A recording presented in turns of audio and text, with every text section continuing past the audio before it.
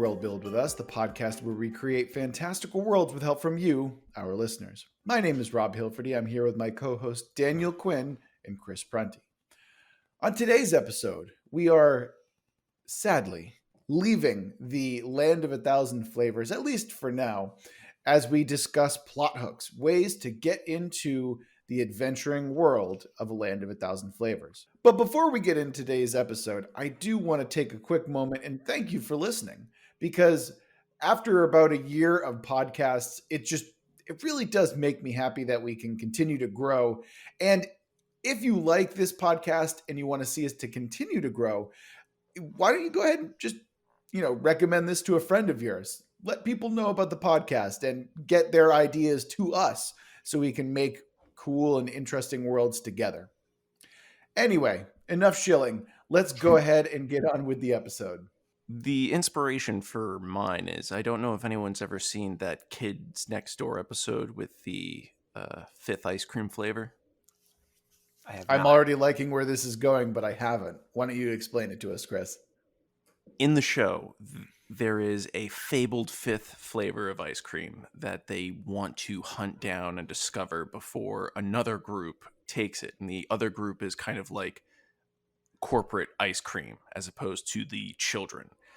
In the inspiration that I got from that is I wanted to do like a Temple of Doom style secret sauce, mystery flavor, hidden ingredient setting where you're going to some sort of ancient antediluvian relic and finding the flavor that was hidden for millions of years from people, or even if it's just like the mystery flavor that people have spoken about for a long time. And I wanted people, an opposing group that is also trying to do it, but I hadn't thought of what the opposing group would be. I think it might be the traditionalist monks who they're like, no, this flavor was hidden for a reason.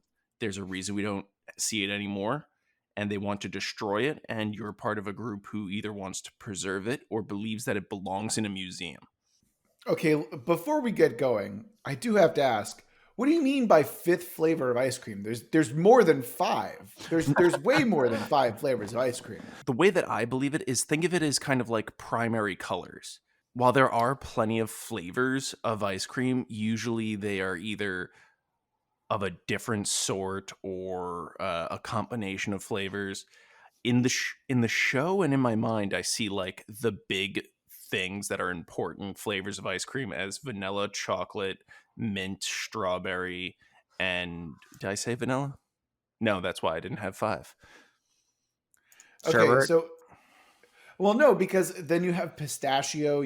Because like mint is not like a base for a flavor. Okay, we're getting way off topic here. I apologize, but I just needed to bring up like, what do you mean there's only five flavors? Because there's way more than five. Listen, I think it was actually a joke on the Fifth Element that they were going for. And there's many more elements than four. It's sherbet. Sherbet's the fifth flavor. No one likes sherbet. I love it. It really depends on the type of sherbet. Like most of the time, I agree with Chris. The orange kind. What other kind would you get? Also, you can have better. Okay, the frozen yogurt. No, if we're doing fruity that's not things, even ice I'd rather cream. Get frozen yogurt. I'd rather get frozen yogurt because at least there's like a better array of flavor. Frozen yogurt's like a cop out. Unacceptable. That's bull. You haven't had good frozen yogurt.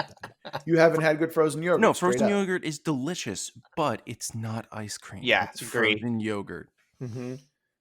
And it's almost as good as ice cream. What's your point? It's a lie. I'm just saying, if I said, hey, let's go get ice cream, and you took me to a frozen yogurt place, I know, I'd be so this mad. Is not what I was promised. Right. And I don't even like ice cream. Oh, you would not be. You'd be like, oh, cool, froyo. Who cares? Because that's how everyone feels about froyo. Like, are there toppings, though? Because that's what matters. Like, if I can go there and get toppings, then I'll be okay.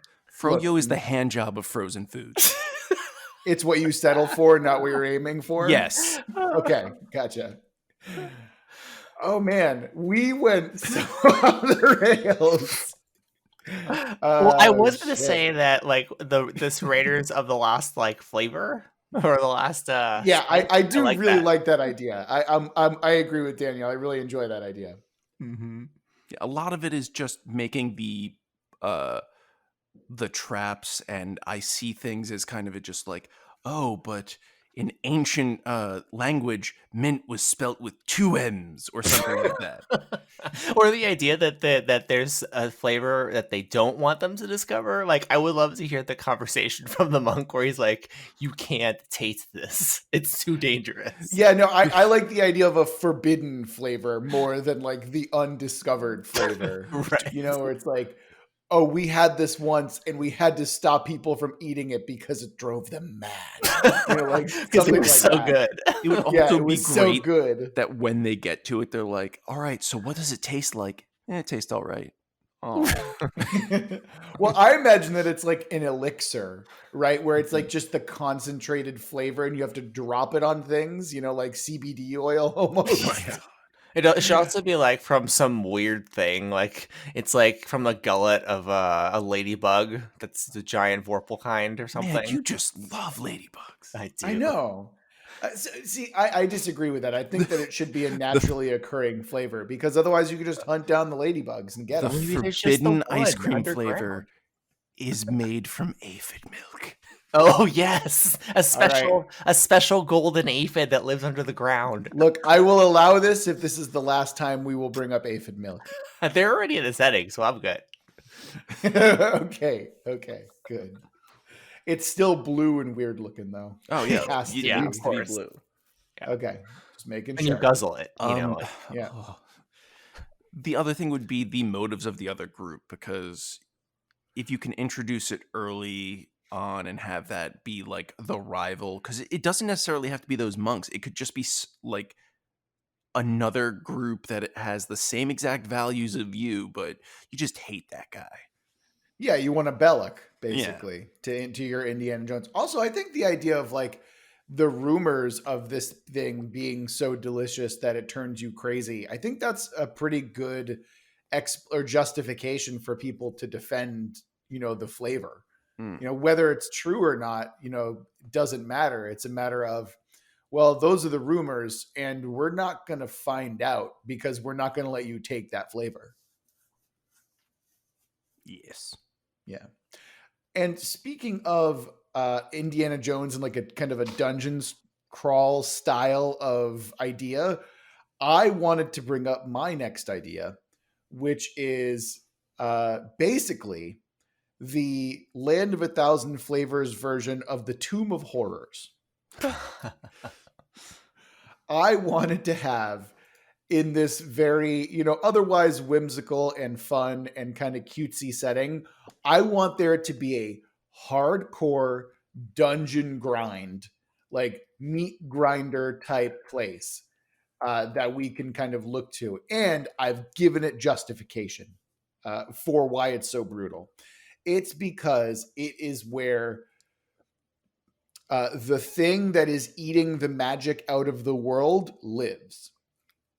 So I've decided in my scenario that there is a giant beast that has a cult devoted to it, that worships it, that is essentially there to eat all of the magic. And that's why all of the flavor is going away, is because the magic is being eaten by this giant thing.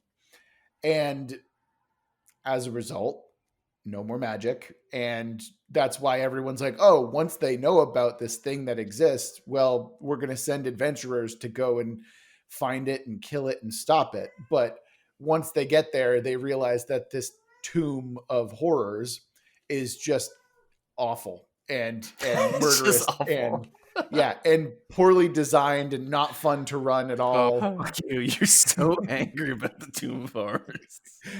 And yeah, it's fine, Christopher. It's fine.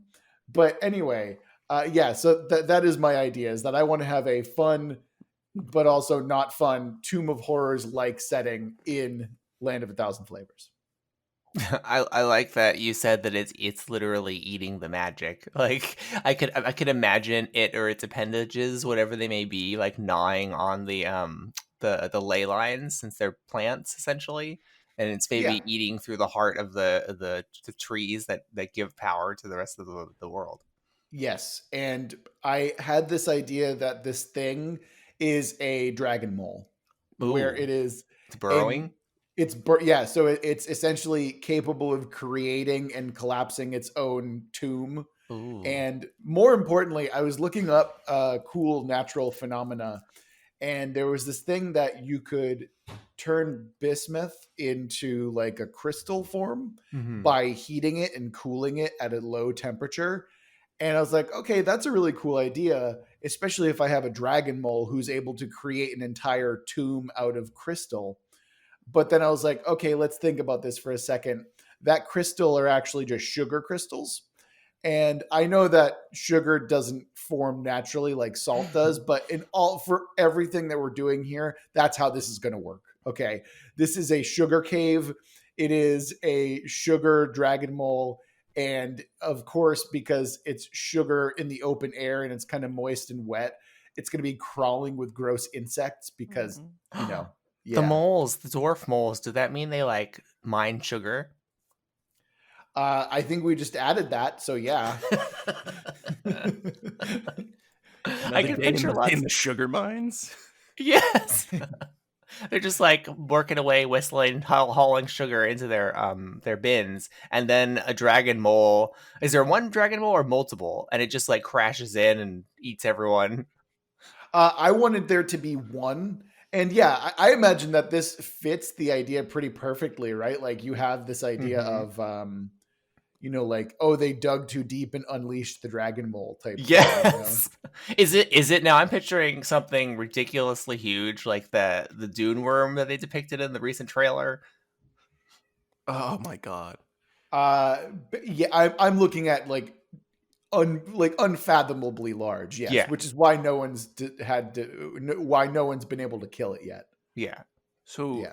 this dragon mole lives deep underground in the sugar mines in a cavity. Yeah, exactly right. That's Yay. correct. Yeah. Now, does it have? It's got to have little like babies too. Like, does it have like tons and thousands of babies that are also molding their way everywhere? I'm gonna say no. I'm gonna No. say that this thing is so rare that it has like one child per millennia. Oh, okay. Like it is one of those types of beasts. Oh, that would be an Because adventure. Like, so you can't kill the dragon mole, right? So maybe this is like an end of campaign scenario, but it's about to spawn. So you have to travel all the way down to wherever the hell it is, while because it's about to die too, and it only spawns when it dies. And you got to go down there and kill that baby before it's too late. actually, that's a really cool scenario. Like the only way that we can get magic back in the world is to Mhm. kill this thing before it. And then it's Uh, like really cute when you get to it, and you're like, I don't want to kill this. Rob, yes. could you sound clip Daniel saying you need to get down there and kill that baby and just send that to me? Yeah. Yeah. It's We not a should just problem. play that like at inappropriate times. when I inevitably get a soundboard, that will certainly be one of the clips.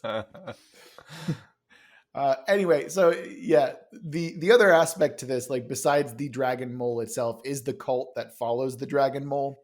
I did want to point that out that while the thing did make the crystal sugar caves and everything like that, the cult itself is what really makes the tomb itself, really deadly Mhm. because it's making the traps. They're throwing wave after wave of people in the adventurer's way to make sure that this dragon mole continues to consume magic and grow more powerful. They're essentially doomsday cultists akin to like Tharizdun cultists from back in the old D&D. Do you guys know that one at all? No. I think I remember them. Yeah, Tharizdun has been like all over D&D and has shown up in like Return to the Temple of Elemental Evil. He was in Lords of Madness. He's been in a bunch of dragon episodes and uh Wait, he there was wasn't the other villain ones. in that D&D show, was he? Which one? The show with the DM. Okay, Chris, you gotta give me a D&D little more than that. cartoon where the DM was Okay, literally see if a you cartoon said cartoon, Yes. if you said cartoon, that Sorry, would I have thought been way I more thought I helpful. said that. You did not. No. No, he wasn't. It was that guy's name was like Asmore or Azagor or something like that. And then randomly Tiamat the dragon shows up, and I remember watching that and just dying laughing because they like Tiamat literally comes out of nowhere. But anyway, As one does.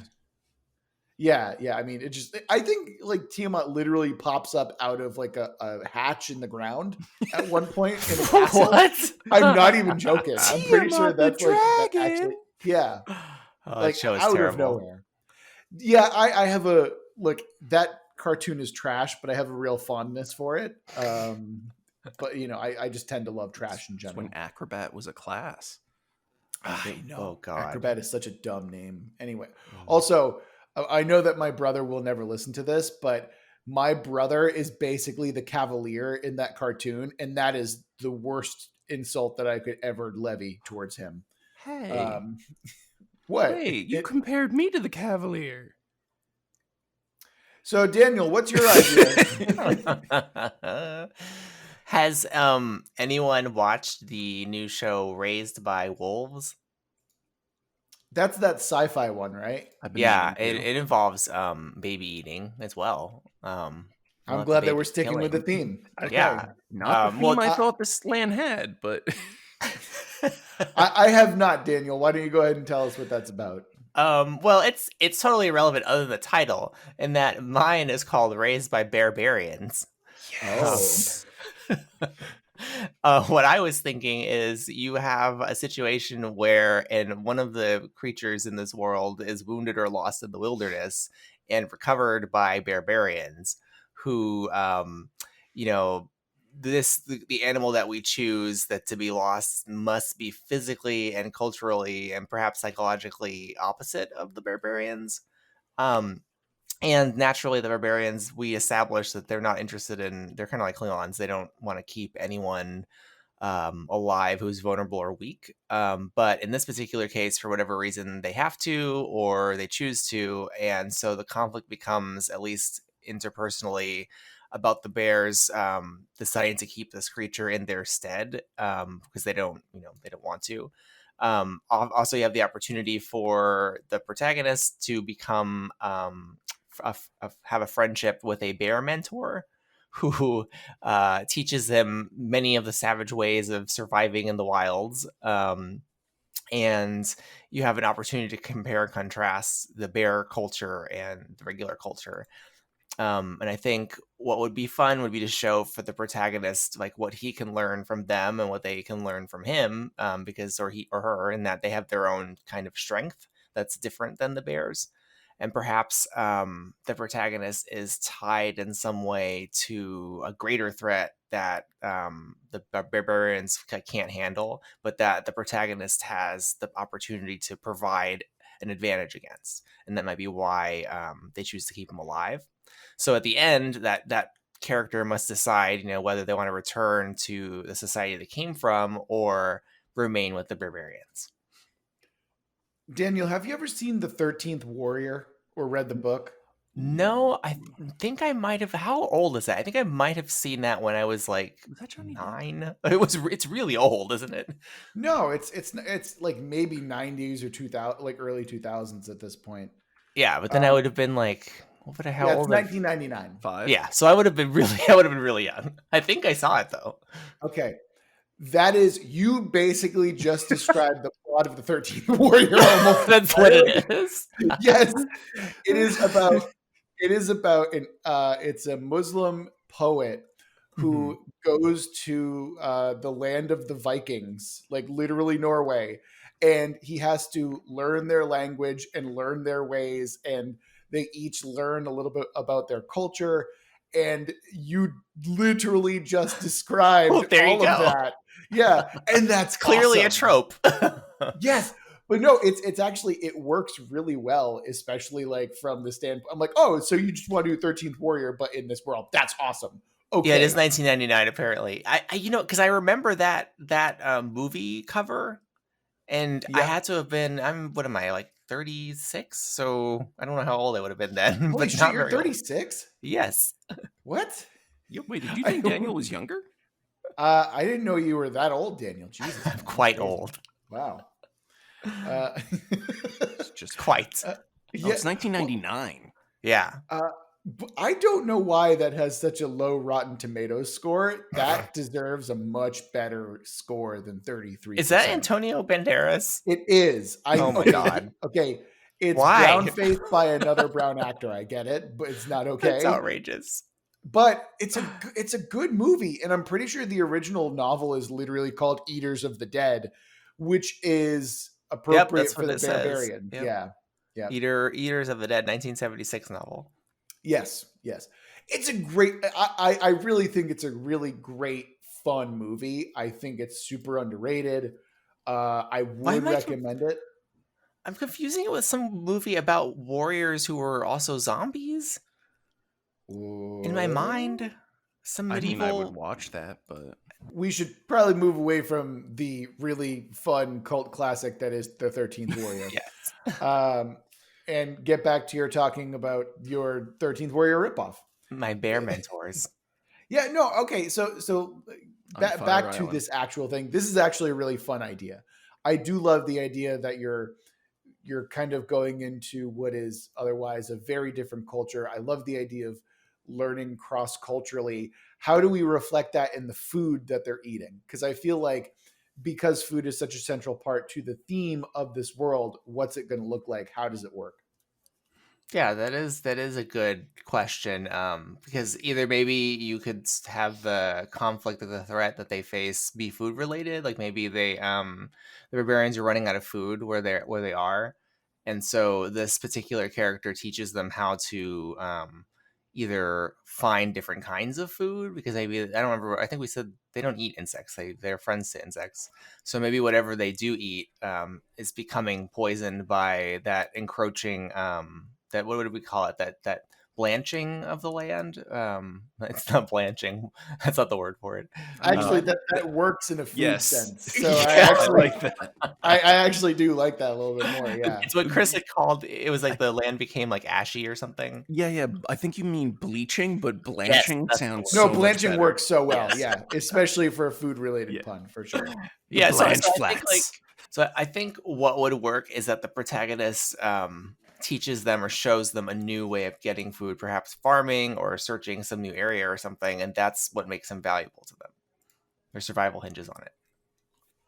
Okay, so now we're looking at a different scenario where it's a matter of there is this person who is essentially press ganged into teaching the barbarians how to farm. Yes. Like he falls off a cart and then he's wounded. The barbarians find him. He's like, "Don't eat me. I can teach you how to survive." I like the idea that there's like some kind of weaselly like con artist guy too. Yes. Oh, yes. wait, we just figured out what kind of animal he is. He's a weasel. All right, Maybe cool. this is the origin story of your stoat guy. Oh, that might be fun. Like that's how he learned how to be crafty in the beginning, and he also has barbarian allies that nobody knows about. That sounds fun. All right, Daniel, you sold me on it. Yeah, let's go.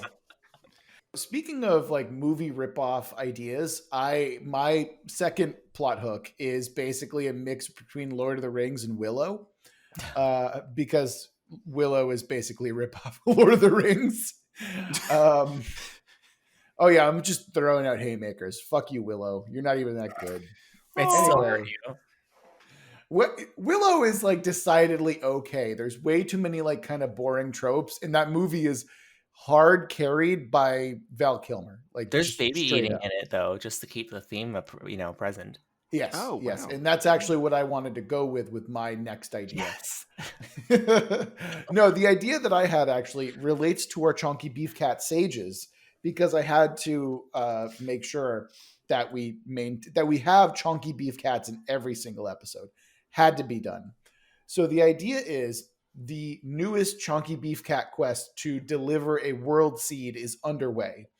And during the delivery of the world seed, they are attacked and killed by the cult of the tasteless. You know, the one that is. Oh yeah. Yeah. By the way, tongues. Yeah, they're the one who take like cheese graters to their tongues and stuff like that. But I also came up with a different idea for the tasteless as well, where they cook and ingest poisons. Oh, because that is also kind of like burning off your taste buds in a way. It's a like matter of like you're suffering to eat, and that is in the same kind of theme that we're looking at. God, they're so gross. Yeah, it's great. Like this is how you create really awesome bad guys. Mm-hmm. Uh, so the cult of the tasteless find and kill the chonky beef cat sage, and it's up to this retinue of like young adventurers to finish the quest. And it's not just a matter of taking the world seed and delivering it. You have to finish the path that the cat sage was going to go on. So it's a matter of, oh, we have to go cleanse it in the waters of this. We have to go, like MacGuffin, Mm-hmm. right? All MacGuffin the train. time, the entire time, they're being hunted and chased down by the cult of the tasteless as well. I like that. I like Yeah. that unifies them as a party, like right off the bat. Absolutely. And the idea, the other kind of like, oh, spoiler for a thing that's never going to happen in real life is in this scenario, the beef cat sage is not actually dead, like not entirely dead. Like I imagine that the cat sages, because they're partly divine, you can't just kill them. It's more a matter of you're inconveniencing them temporarily, but the party is still like getting guidance from the chunky beef cat sage in their dreams. Like a force And ghost? kind of, but not as lame. Um, but that's the idea, right? Like that they have to go through the quest. It's up to them. It's and that's basically it. That's and the reason I say it's more Lord of the Rings is because instead of destroying the One Ring, they have to deliver it and go through the whole rigmarole. And also, the cult of the tasteless are basically like the ring wraiths in a lot of ways. Yeah. There's that constant pressure, on the back of their neck. What I also think is important about it too is that I think there's a built-in pressure to this in terms of the conflict moving along, because probably the culture they have to deliver the seed to desperately needs it.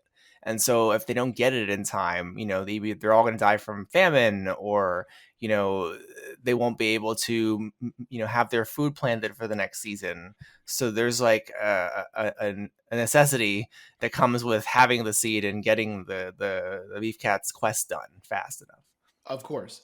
I think it might also help that these are the adventurers are the people who won the world seed in the first place. So if you didn't want to have them be entirely, useless, you could have them be like, oh, these are the school children who won the adventures, or who won the Hogwarts wizarding battle in order to earn the right to get the world seed. Mm-hmm. And so that's why they're there. You can either play them as heroes, or on the opposite end, you could just have it be like some random pilgrims who just so happened to be around while the beef cat sage was attacked and killed. Well, I like if you make it connected to the contest, then they have a incentive to complete the quest, right? If they're pilgrims and everything, then they're kind of bound by the tenets of their religion and also their faith. Oh, true. Yeah, that's what I was thinking as well. But I like the idea that it's kind of like you're thrust into this position of having to take on this quest more so than, like, oh yeah, I'm already kind of competent. So I like the idea that it's like, oh God, I didn't mean to do, oh no, oh, this is too much for me. Like kind of like I think that's a more fun aspect of the idea, more than I'm a competent badass man who's ready to go and take that, like that. I guess that's where the Lord of the Rings part comes in, where maybe you have a mixed party where it's a little bit of both. Yeah, you could have just the guy who was on a simple pilgrimage, and like it was just like I was just doing this to renew my faith. I have a farm to go back to. Okay, again, that's Willow. I like that. Also, imagine a guy who's like, "Oh, I had lost my faith." I think that's what you're getting at. Where it's, I've lost my faith, and this was me trying to learn it, and now all of a sudden, the entirety of it is on my shoulder. That's really cool. All right. Or you need smallish, mousy heroes, which would also be in the literal mousy heroes. So literal mouse heroes. Yeah, of course. Wait. Just one last thing. Technically, it would be a church mouse. Yes. Oh my God. Mouse. Yes. That's so dumb. I love it. That's so good. All right. We're not getting better than that, gentlemen. What's next? I have mine, but it's once again a difficult segue and something that you will hate. Sure. I'm gonna mute you. Go right ahead and let us know all about it. It's not dwarves, just so we're clear. No mole Oh, dwarves. wait. Does it involve mayonnaise then? Because I'm not sure what Oh else I could God, hate. no. Okay, Oh, that go would be ahead. really creepy.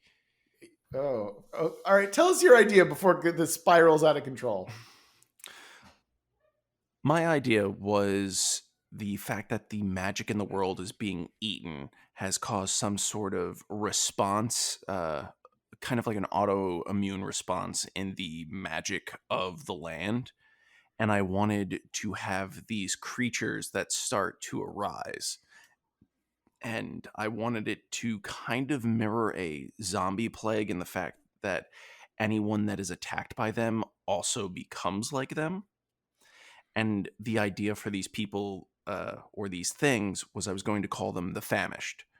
And I wanted them to arise and make this into a zombie apocalypse scenario.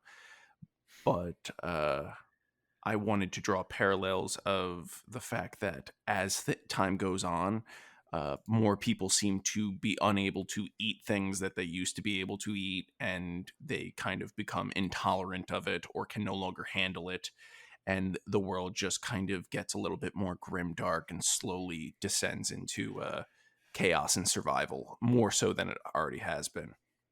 So you want to create flavor hammer 40K basically.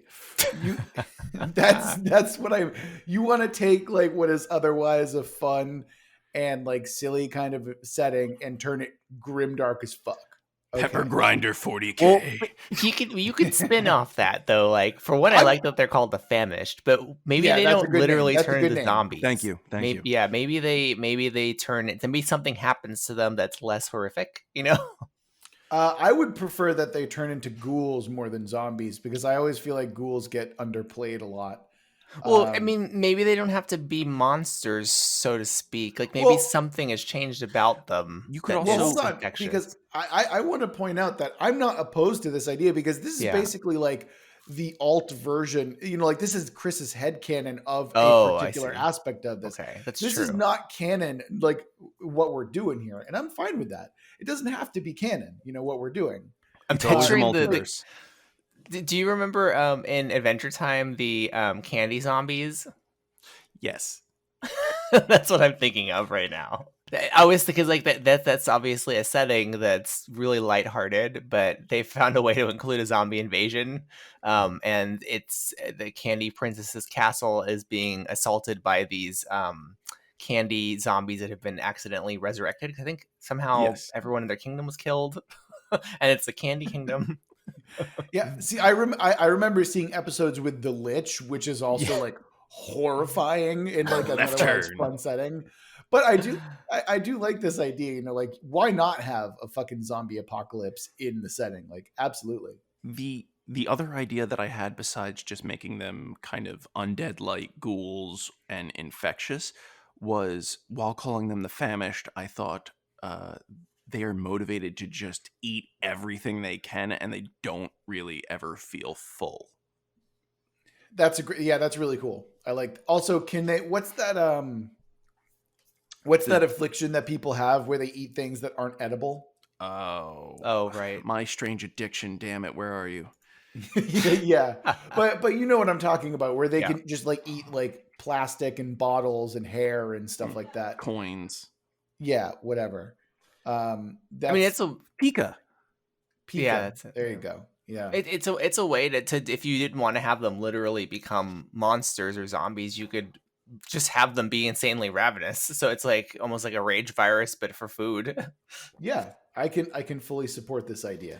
So, oh my god, I just made hangry people. That's what you did. The rage virus, but it's only for people who are hungry. Yeah, right. Exactly. Get away from me! What's wrong? I haven't eaten in an hour. Do you know in the Night of the Living Dead?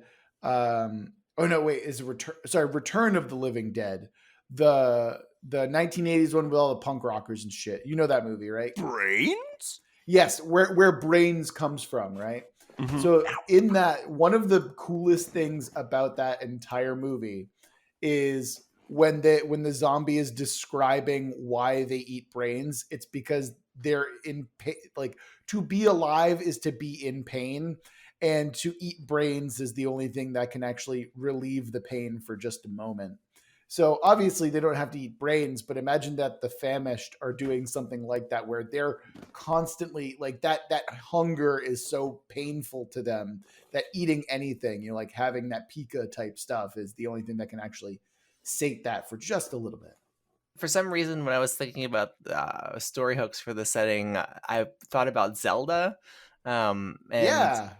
in particular, the Zelda that I grew up with was the one, I think it's number 2, where it's like a big overland map and it was really hard. And you Wait, the bad one? Zelda. That's like one of the notoriously bad ones. I mean, it was on Nintendo. That's what I had, like regular Nintendo.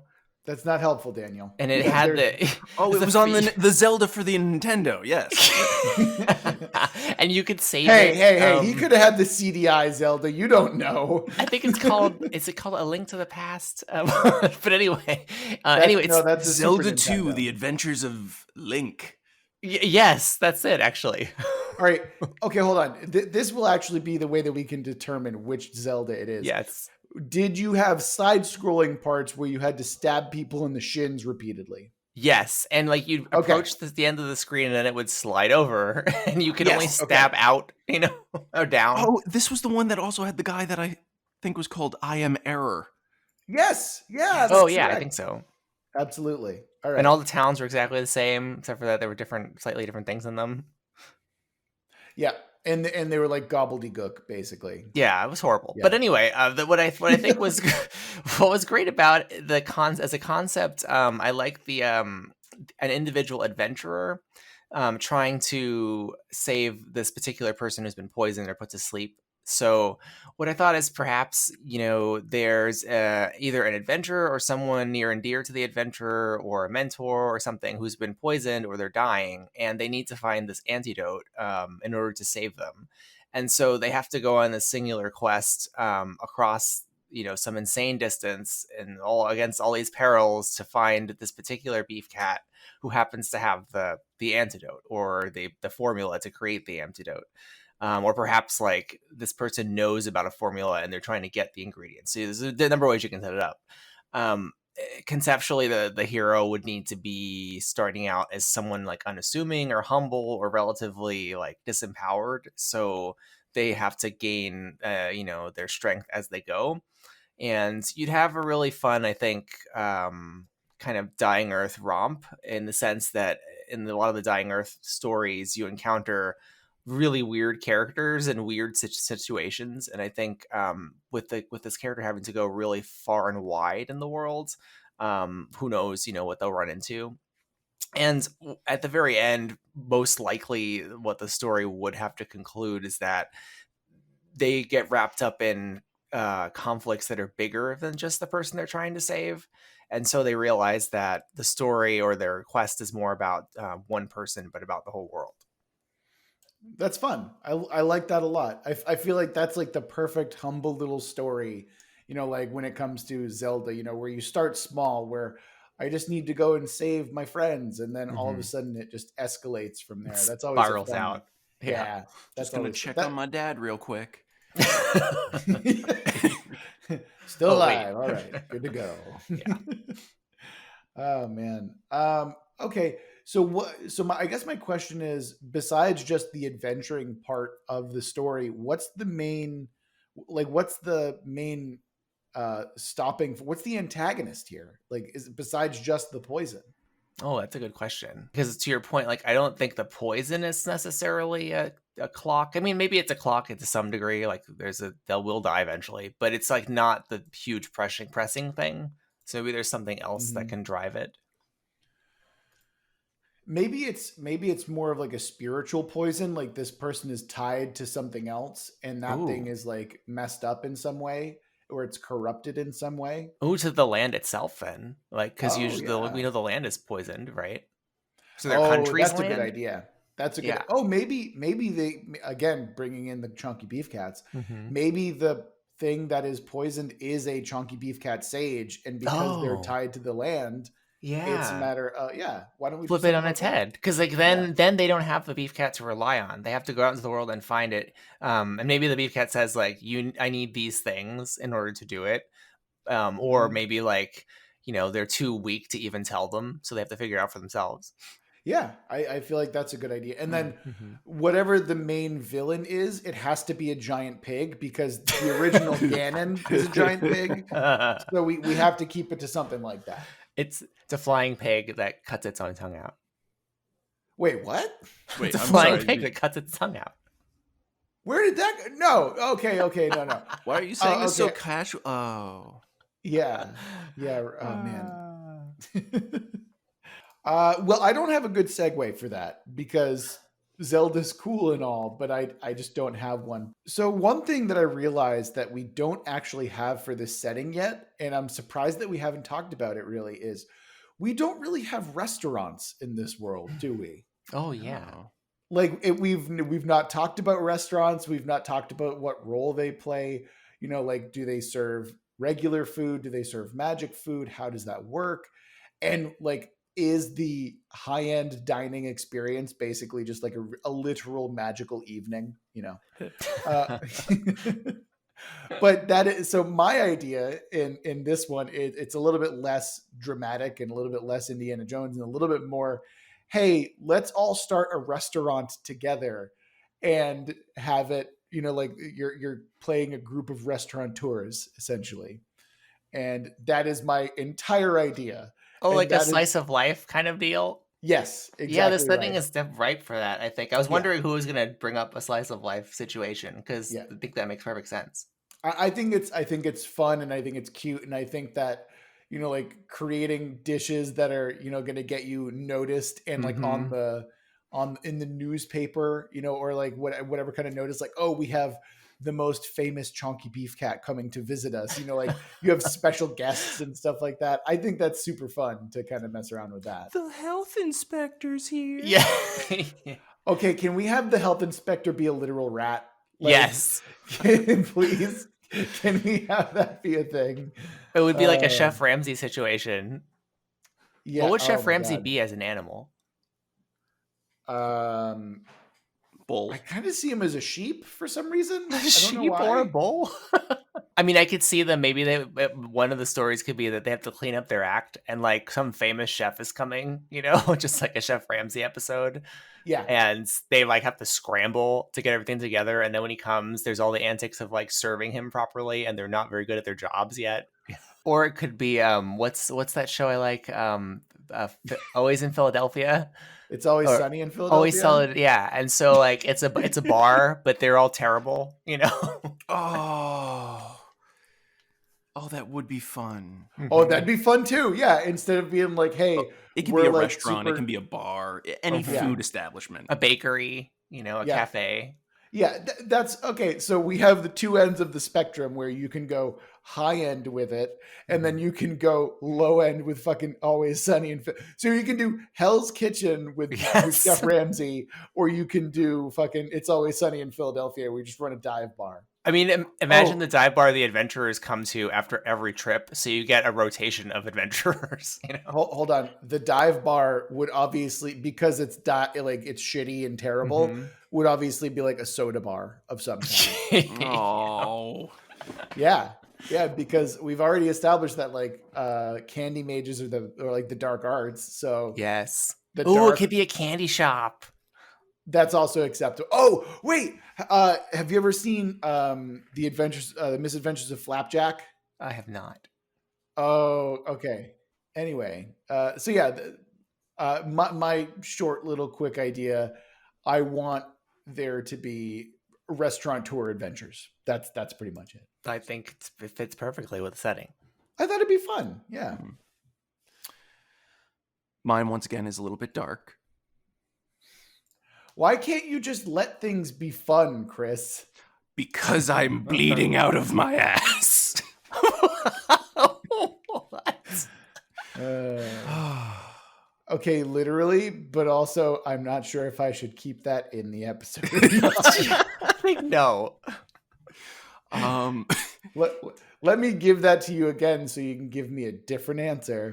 I can't think of anything. It's all that's in my mind now. Listen, I have to. When you guys do super dark, I do happy.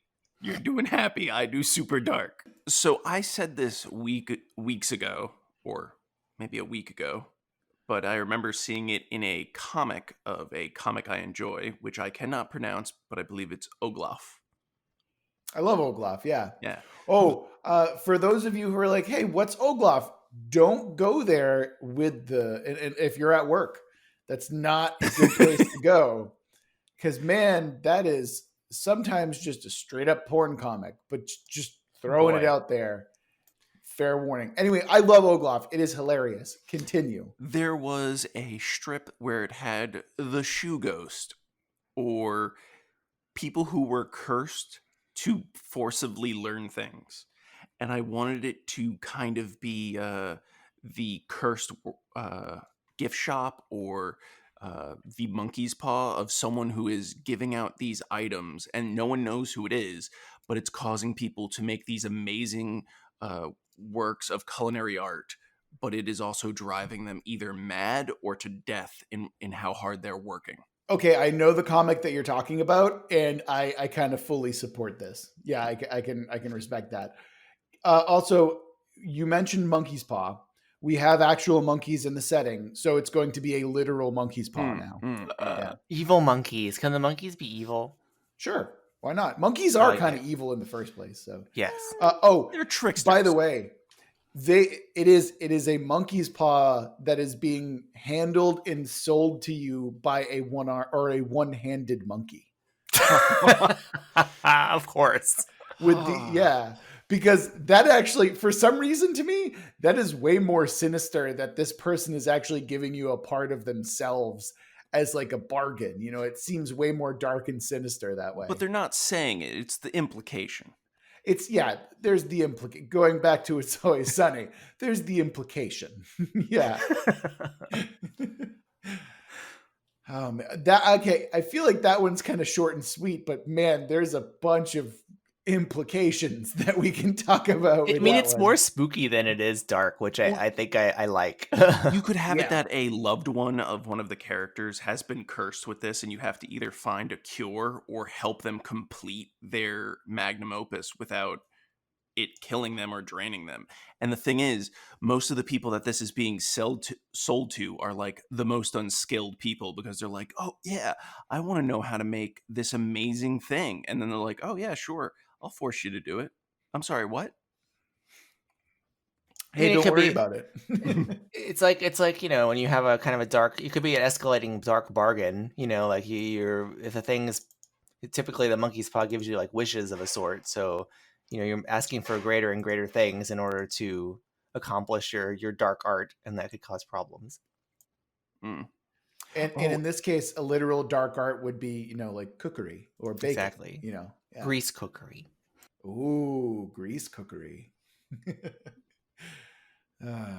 All right, Daniel, take us home. You're the last one. The last one I had, which is probably the least developed, only because when I thought of the setting, I kept thinking of different kinds of different video games that I grew up with. You know, another one that I thought of was Final Fantasy Tactics. Stop the show. That is my favorite Final Fantasy game. Yes, I agree. And one of my favorite games of all time. Mm-hmm. I think it's fantastic for me. What? It never really captured, like I never got that same feeling from another game. And yeah, exactly. Yeah. They never really replicated it, I think. It's what I thought Battle Brothers was going to be. Instead, it just made me hate myself a little bit to continue playing. Right. Oh, Battle Brothers is just I'm not a fan of that at all. It's, imagine if they took Final Fantasy Tactics, but then added permadeath to an unfair and unfun degree. Jeez. No thanks. I would never allow myself to lose a character by lots of cheating in Final Fantasy Tactics. Save scumming. See, Daniel, yes. I didn't need to cheat because I was good. We went so far as to take the game. I think it was the Game Shark or whatever the cheating tool mod thing was for the It's the system. Game Shark. It's the Yeah, Game Shark. so that we could for the like PlayStation. Yeah. Oh. It was I had one jacked. It looked like a fucking Yeah. tumor. I had But yes, I had one for my PlayStation. PlayStation as well. Well, because we wanted to put the sprites from other characters that you can't get in the game. So, but the problem is when you do that, like for some reason the characters leave your party more frequently, so you have to be super careful. Wait, what? Yeah, it's crazy. See, I never used the Game Shark for my Final Fantasy Tactics game, although It was awesome. Oh God, I'm sure. Do you remember that? Well, actually, you cheated, so it didn't really Yes. matter for you, did Nope. you? Okay, never mind. I take it back.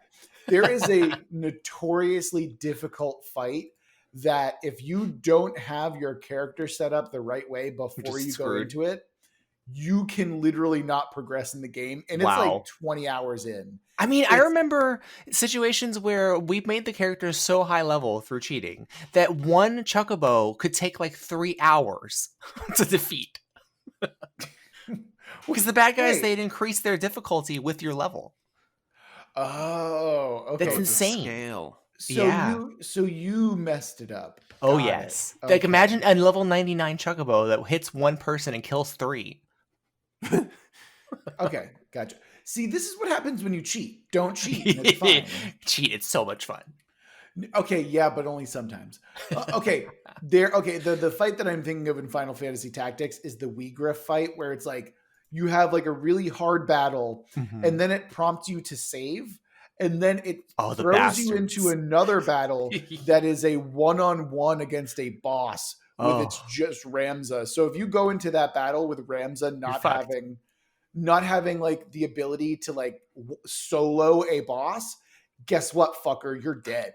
And it's like, oh, and that save, guess what? We fucking tricked you. That save was to fuck you over, so you start the game over. That is actually just how the fucking game works. Yeah, But the anyway, game could be a dick. I agree, but also it's easily It's my so much favorite fun. Final Yeah. Fantasy game. Easily. Yeah. All All right, Daniel, sorry. I had to go on that Final Fantasy Tactics side tangent. That needed to happen. I apologize. Let's continue on. Yeah, so I mentioned that to give a sense of flavor, because I can imagine those same characters just as animals. But the reason why I bring it up is because, and you talked about this, I think this particular hook to a great degree with your dungeons, and that I was thinking of a biome based hex crawl. So you talked about essentially a hex crawl when you're talking about designing like the tomb of horrors, essentially. But here I was thinking, if you have it based on biomes, that lets you design a hex crawl in a different way than you might ordinarily go about it. And I know in a regular hex crawl, obviously it's a landscape and you're designing the landscape, but here the landscape is intimately tied in with the motivations of the characters because of the ingredients involved. And it might be fun to travel through the hex crawl with, that in mind. And the reason why I bring up Final Fantasy Tactics is because there were so many different like classes of characters in that game that created a lot of flavor. And so if you're adventuring across a hex crawl, I could imagine encountering different heroes from the three kingdoms that you had come up with in the previous episode. Chickens in armor, dwarf moles under the ground, and so maybe you're gathering people together for a particular purpose across the hex crawl. And the goal is could be as diverse as you want. Like the easy one, obviously, is the culinary race that we talked about before. To obtain the seedling. But I just think the fun as a creator or designer in this scenario is building the map, because if you go by biome, you can have flora and fauna, of the desert versus, maybe there's a beehive that you've got to set up, or they have to descend into like a giant Venus flytrap to get a nectar or something. So you just have a lot of options, particularly in the setting and in designing that kind of a map. I think what you're looking at, especially here, is something which is called node-based adventure design. Yes, from our best friend. Yeah. This is kind of from the Alexandrian, which is a wonderful website. And if this ever gets to you, Justin Alexander, please come on the show. Please. We've please just come on the show, man. We've asked you. We've reached out to you, and you said yes. And then you said that it hurts our feelings that you would do this to us. Oh. But anyway. But yeah, node-based design, like it's great. Yeah. Node-based design is what we're going for here, where it's where you can have a giant map, and much like the Final Fantasy Tactics map itself, you can have these nodes set up, and they all have different biomes and different areas and everything like that, all that good stuff. I think that that's probably what we're looking to do, and also, I think that based on what we were talking about, we have a pretty good bevy of classes already that we could probably apply to what we're doing here. And I exactly, yeah, because I thought that the flavor exists, so all you have to do is like plug them into your map. Literally, yeah. I don't think that we'd get anything as weird as like Onion Knight or like. Oh wait, yes, we would. Candy Mage. Hold on. I just realized that we would absolutely have Onion Knight. Literally have an Onion Knight. Yeah, exactly. He smells. Yeah, but also, it's a skunk. Oh God, it's a skunk. It has to be a skunk.